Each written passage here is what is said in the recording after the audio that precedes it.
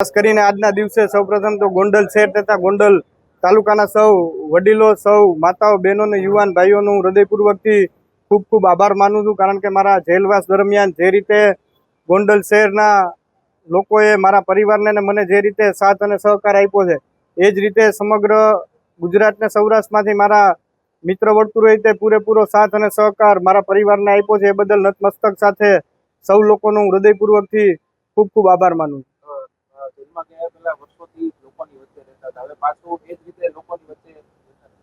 એ કાયમી માટે મારા પરિવારની પરંપરા રહેલી છે. ભૂતકાળથી જે રીતે મારા પિતાશ્રીએ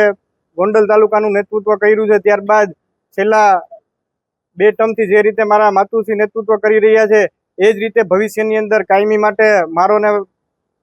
હું ને મારો પરિવાર કાયમી માટે લોકોની વચ્ચે છીએ. લોકોની સેવા માટે જે પણ કાંઈ કરવું પડશે આગામી સમયની અંદર પૂરેપૂરી રીતે કરવાની અમારી